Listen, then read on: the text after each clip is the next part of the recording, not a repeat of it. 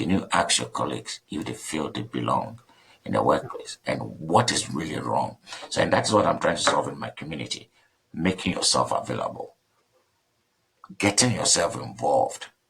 Because withdrawing from society is not a valid solution because you maintain the stereotype. You withdraw. People don't know you. What they think you are is what they're going to think forever. But when you make yourself available, of course, you're going to face opposition. But bit by bit by bit, we'll be able to break down the barriers of integration and we'll be able to come together as a community.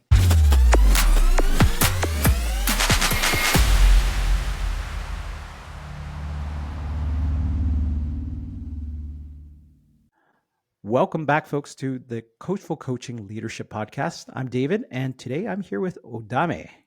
How about you introduce yourself to everyone? Hi, everyone, all great listeners out there. My name is Charles Odame-Ankrah. I'm a chemist by profession, live in Calgary, Alberta. And during the day, I'm a scientist trying to make the world better through instrument development. And at night, I serve my community as a community volunteer, trying to focus on addressing some of the systemic challenges facing our youth, our seniors, and the community at large. So pretty much that's me.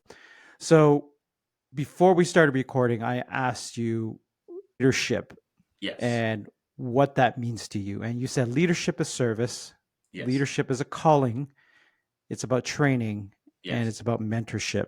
Correct. And so I'm curious why you think leadership is service, the calling, about training, and it's about mentorship. Leadership is embedded in the very fabric of society. As I said, beyond the calling and everything, leadership provides guidelines for how things are supposed to be done.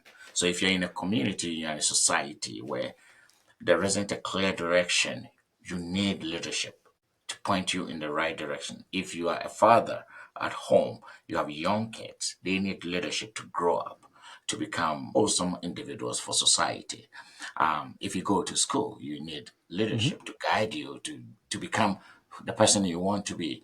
If you are in a church, religion, everywhere you go, you see leadership. So it is part and parcel of society. You can't separate leadership from society.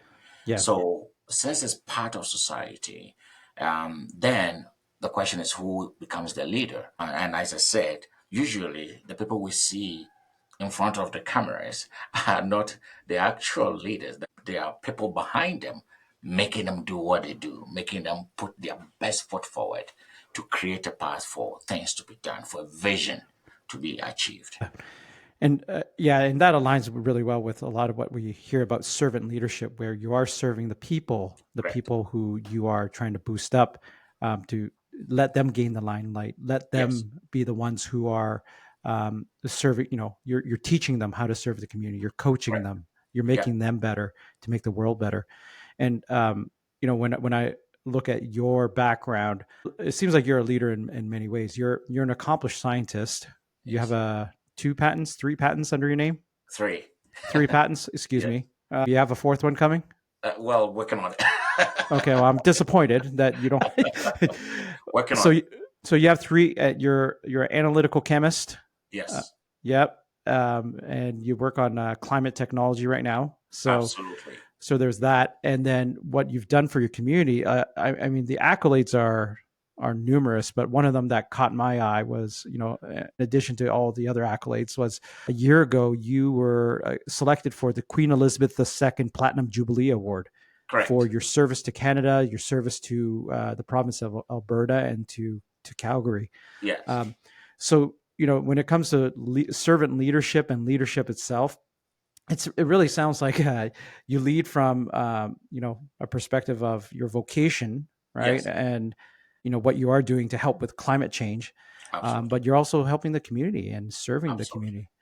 Yes. I guess just thinking about yourself, I am interested in like how you got into this life of service, both your vocation as well as for the community. What drove you towards that, and this lifelong pursuit? Yeah. Beyond everything else, I would say I'm a very passionate person, and I won't say I'm a perfectionist, but I love to see things done and done well. So anywhere I am, I look around me and see where there is a need, where can I contribute to make it better.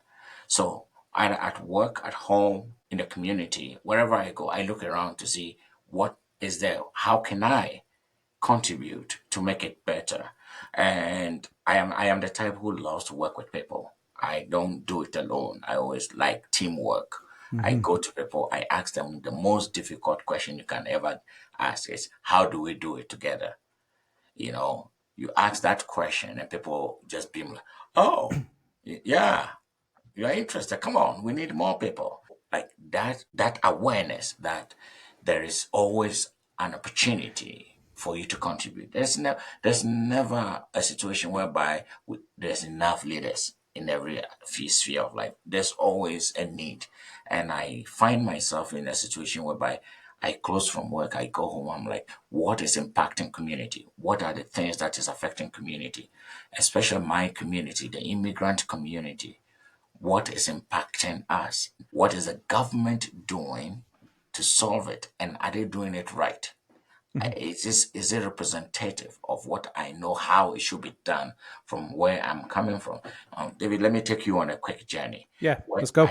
I'm coming from Ghana, and I know how our society works. It's very communal. It's not very individualistic. Children are raised by the community. Children are not just raised by their parents.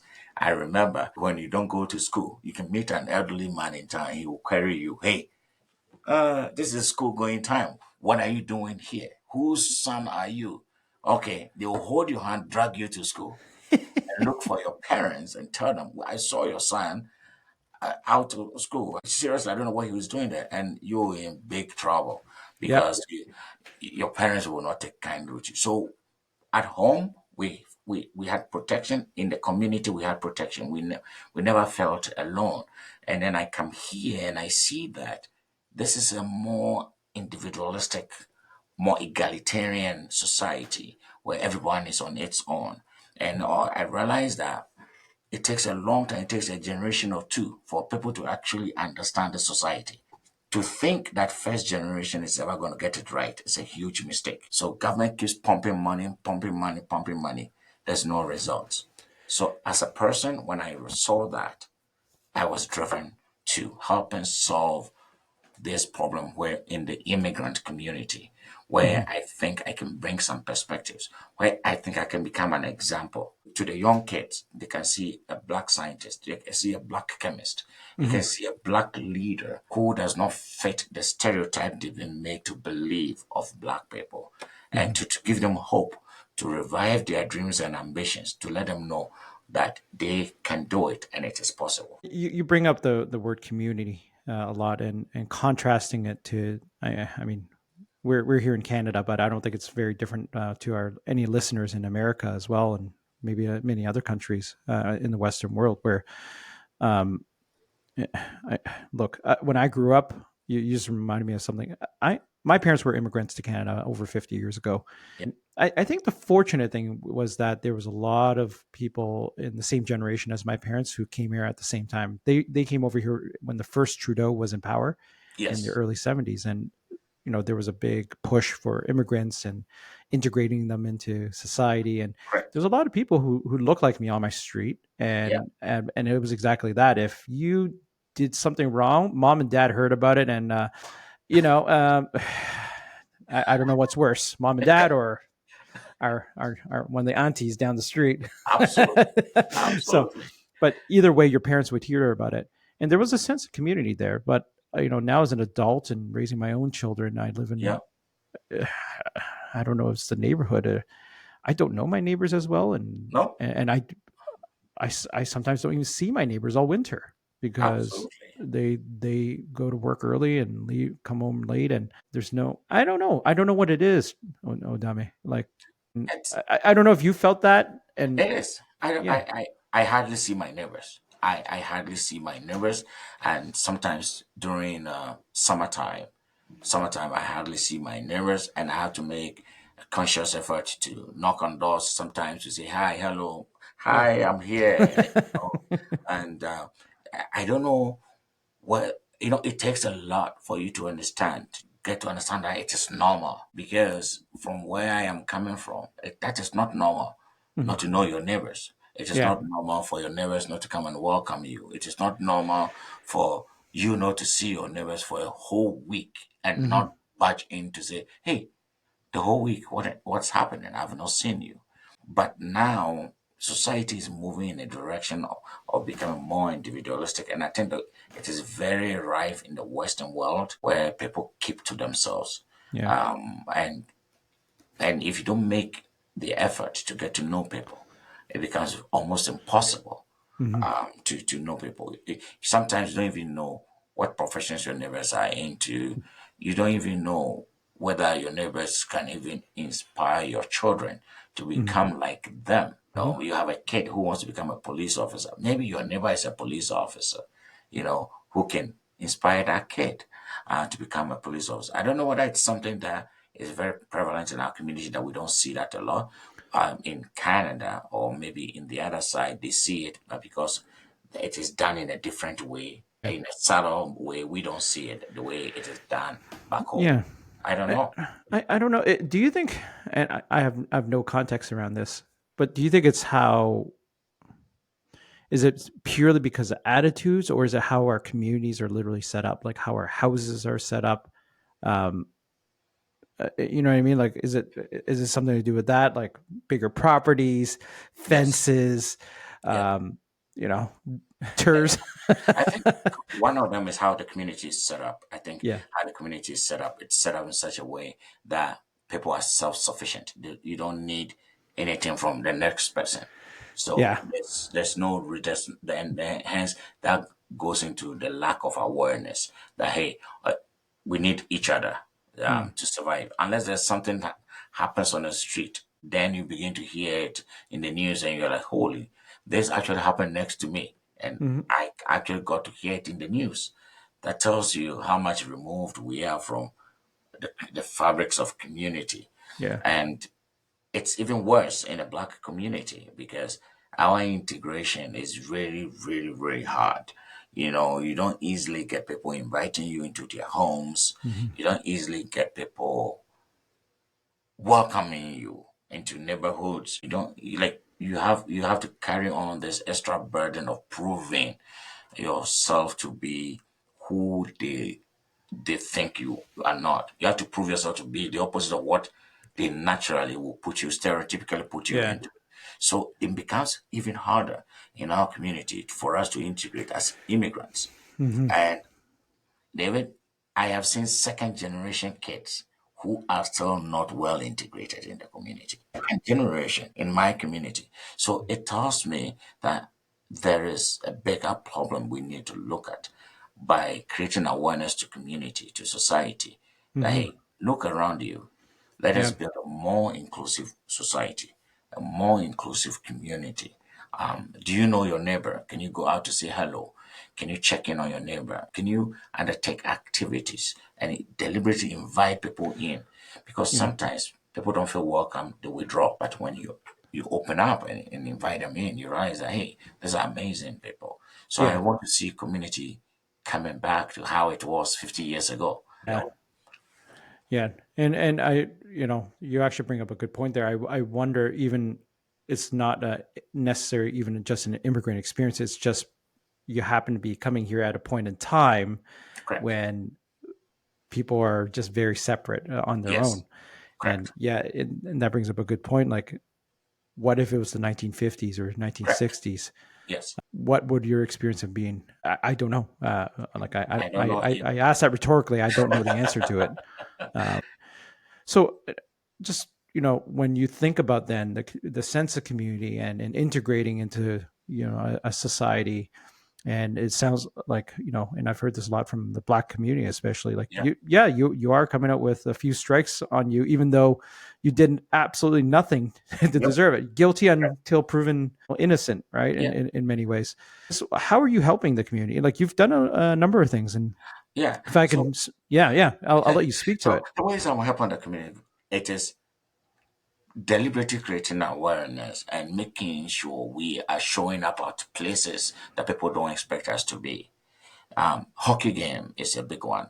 Mm-hmm. Making sure to encourage the community, get to learn about Canada, embrace Canada. Skiing. I've never done skiing before. Maybe you have to come to Calgary and take me on skiing one day. Never done skiing before. Am I looking forward to it? Of course, I'm looking forward to it. How do I start?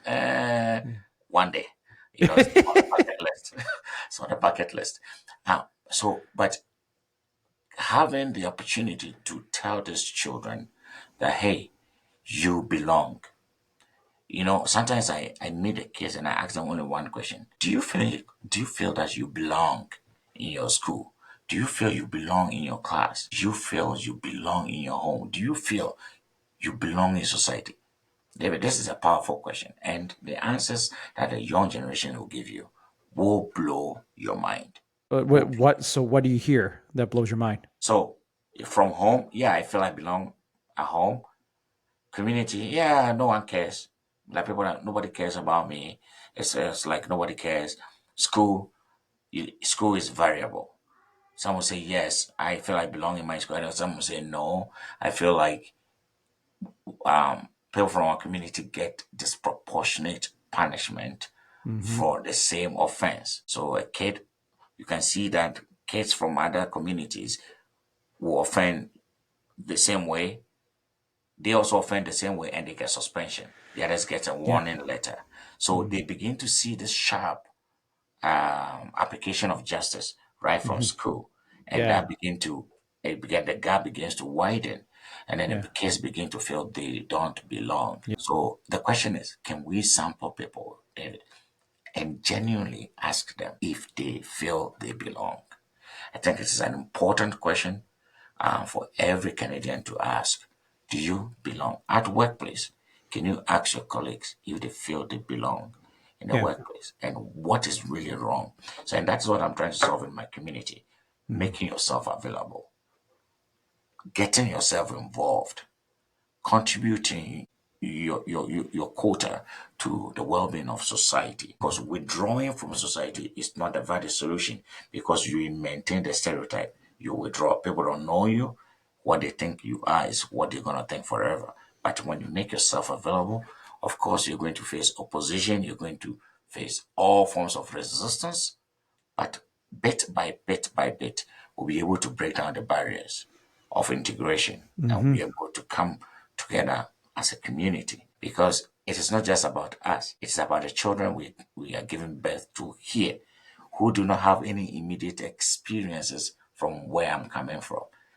Their experience is all Canada. So parents have to take it upon themselves to build a Canadian experience for their children Mm-hmm. to make it easier for them to fit into society.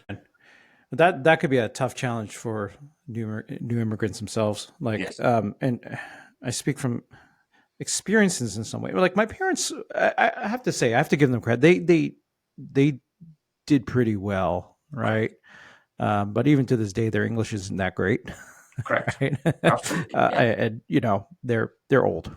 I yeah, mean, they'd be not retired a long time ago. But at the same time, it was. I think a lot of it was my dad too. Like he was trained as a Western chef. He had yeah, that opportunity, and believe it or not, it was through food that we probably, he started integrating into society. He's like, "What'd you make absolutely, there?" And he'll make some great Western dish. He can make yeah, Chinese dishes like absolutely, nobody, but yeah, it was through food, and that's how we got introduced. And but as a kid born here, I'm straddling both worlds, yeah, and I'm watching my parents like, correct, okay. And one of the things my dad did really well, and my mom, was there was a lot of people like Greek people, Portuguese immigrants, Chinese immigrants, yeah, Greek immigrants on our street, yeah, and everyone spoke broken English. The funniest part was that my parents and them had the best conversations, like late into the night. And yeah, like you talk about community, it would be late into the night in the summer. They'd be on their porch having correct, a yeah, soda and just chatting. Um, absolutely, I wouldn't understand a word they're saying, but yeah, somehow my parents and them understood each other. I don't absolutely, understand. Oh, Davi, how does that yeah, work? yeah, So, so I watched that.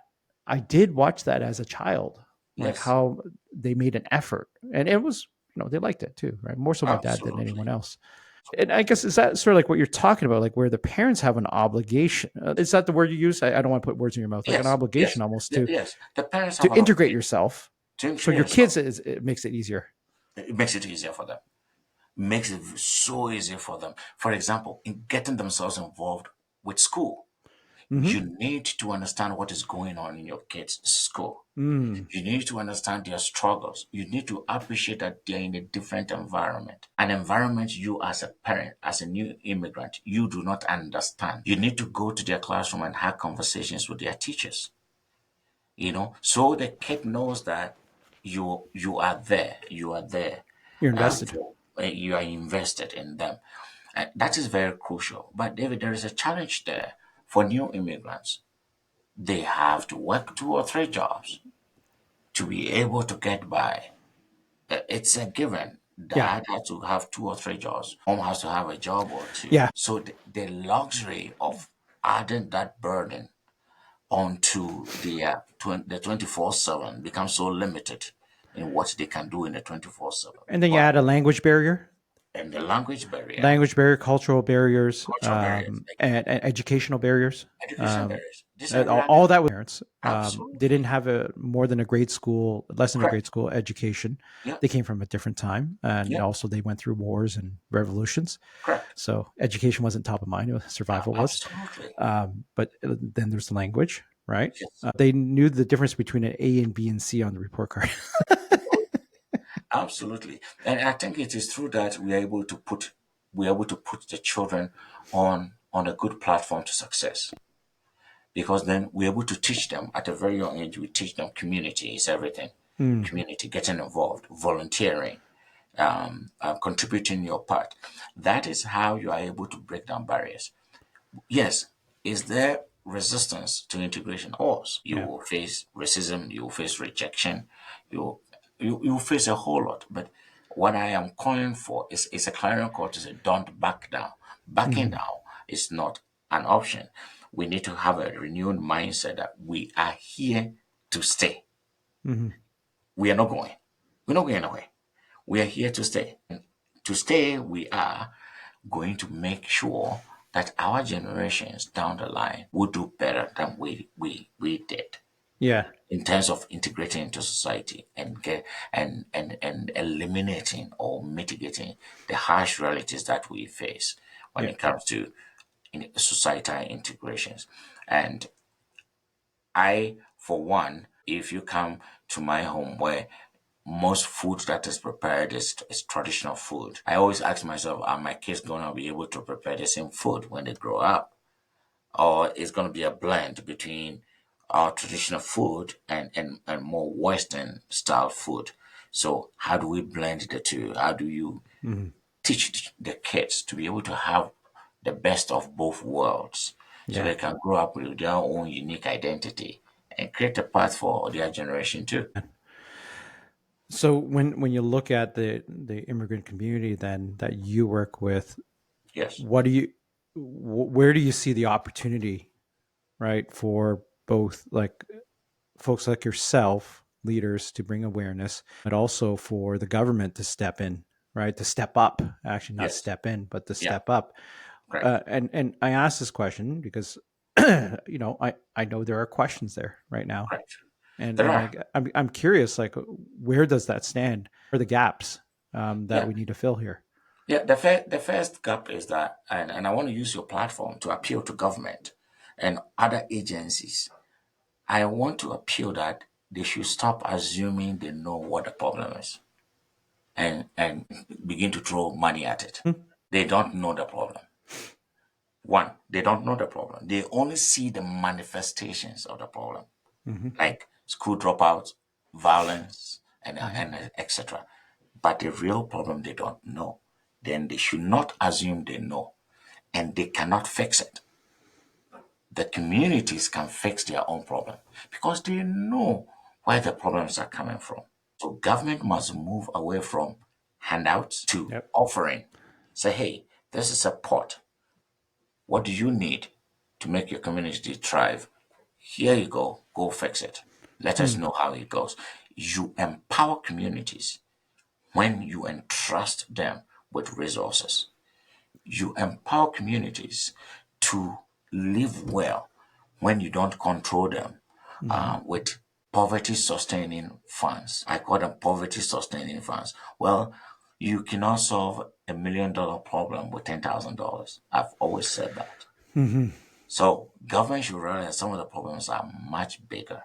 Mm-hmm. Hence, they should work with directly with the communities to develop proportionate funding scheme, both short term and long term, to address these systemic issues in society. You cannot, and I said government, they've tried for the past 50 years, they cannot show one example of something they have been able to fix in the community. It is always the communities that fix problems themselves Yeah. because the problems have a multi-pronged cause: financial and then social. Mm-hmm. So there's three aspects, and these are deeply embedded in every society. So when you go to the society and you empower them, they will be able to direct the government on where the dollars will be spent and where impact will be had. Yeah. And another thing that government should lead the way in terms of integration. Government should be able to show that all government agencies, municipalities, police service, we are employing equitably. Mm-hmm. We can demonstrate that our employee structure is representative of Canadian workforce Mm-hmm. over time Mm-hmm. so that it doesn't become as if there's a ceiling for some people because of where they come from. If we remove all the ceiling from both government, and government shows the way that no matter where you come from, you could become the CEO of a city or a mayor of a city. You could become this, could become the police chief, you could become this. It begins to send a message to the bigger community that a time has come for us to open up society Mm-hmm. because we look at competencies, not color competencies. We just look at, can the person do it? Can we look beyond color and look at competencies? So back to what you're saying, where you think government should be working with the communities because the communities understand the community the best, right?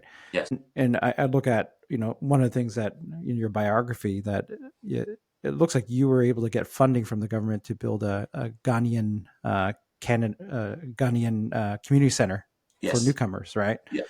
And I guess like in that situation, or maybe situations in general, level of government needs to be working with the community, and who do they go to in the community to work with Correct. to help with this integration? Fantastic. It's the community associations and the non-profit organizations Mm-hmm. that are doing a good job. For example, food security, accessible housing, and in my case, a community center. And the reason why I went to build a community center for my community was that I realized the youth has nowhere to go after school Mm. and their parents are at work. So the time for parents to come back from work and kids get out of school, there's a Trouble gap. time. And that gap is free gap. Oh And yeah. that is where they get into trouble. Yep. That is Yep. where the gangs lure them with money, drugs, and a whole kind of bad things happen. Mm-hmm. And it happens at the blind side of the school system and at the blind side of the parents. Mm-hmm. And before we realize it's gotten too late, so to fill that gap, I wanted to create a safe space where kids after school can go and play games. PS4, I mean, top notch. The latest advanced games is there. Just come in and play. PS4, Oculus 3D, um, Wow. ping pong, basketball. Just think of it. It's there. Yeah. And you don't need to whisk a magic wand to get a kid to come to this space because it is what they love to do. And every parent can close from work and come and pick their child there because they are safe. And so, and this is a problem we identified and we fixed it with the help So of government. yeah, and I do want to commend you for that. Like that's huge, building a community center. Yeah, And I sort of laugh at that. Like after the after school time, when yeah, I was young, I'm very young.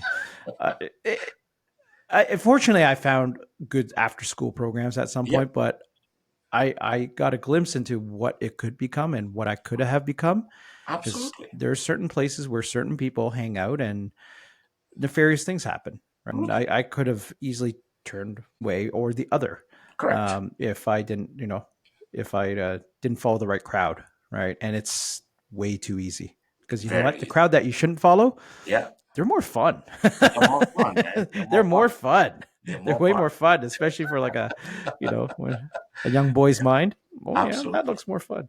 I guess a practical question then is that sustainability of this is that the good and bad thing about a democracy is that we ensure that one government doesn't stay, one ruler doesn't stay in power for Correct. more than 3 to 4 years, Yes. whether it's at the city level, provincial level, or at the federal level. And so, like, do you see that as a challenge, even if you convince the current administration within, say, the city of Calgary, um, to go get on board with what you're doing? In the next 3 to 4 years, they could be voted out, and you got a new Correct. person who has a new agenda, Yeah. and you could very well lose all that funding. And Yes. and I guess, like, is that a real challenge, and how do you get around that, and how do you deal with that? Yeah. So that's what the community is growing very fast, Yeah. and we have members of our community on throughout all the spectrum of the political divide, both conservative liberals and NDP. They're all over, but what we are trying to say is that we are trying to segregate societal problems and from political problems to depoliticizing societal issues so that regardless of who is in government, the help will continue because it has been depoliticized. Mm. And we're making that conscious effort to tell politicians this is not a political issue. This is not a political buzzword. This is a problem in the society, and we're going to Hmm. treat it as such. And as you can see, they did a very good job with opioid addiction. You Hmm. can see that it has been depoliticized. No government is speaking against it or for, or Hmm. you can see everybody's on board. Let's get it done. Let's get Hmm. it done quick. If we depoliticize societal issues and make it our issues, regardless of who is in power, the help will continue Mm. because now it has become a society issue, not a political issue, not a racial issue. Trying to put issues into segregation is a problem. So that is to look into sustainability. That what my community is working towards depoliticizing societal problems. That Yeah. is the only way we can be successful in addressing these emergent issues that will keep happening because immigration hasn't stopped in Canada. We are increasing the numbers every day. So Yeah. we're going to have the problems there. So we need that strategy to keep up to date and keep the funding coming. Right. So, I'm curious then, with all of you that you've been doing and accomplished so far, what's next for you? So that is a good question. I want to complete what I have started. And by the time I exit the scene, I hand over to the next generation of leaders who who shares the same vision as I had. And through that I'm trying to be a mentor and a coach Mm. to others so that I could become the pillar behind them, the next one to succeed. You know, great leaders when they exit, they don't disappear. They take a seat and Mm. hold up the next leader high and ensure they are successful. Yeah. And that is what I'm planning to do. I'm planning also in the future to launch a nonprofit called Up to Good. Mm. Up to Good. And the reason why I want to do that is it is a communal fundraising initiative to let everybody know that it is not only millionaires that can donate for a good Hmm. cause in society. We can Wow. all donate. So from $1 a month to $5 a month to $10 a month.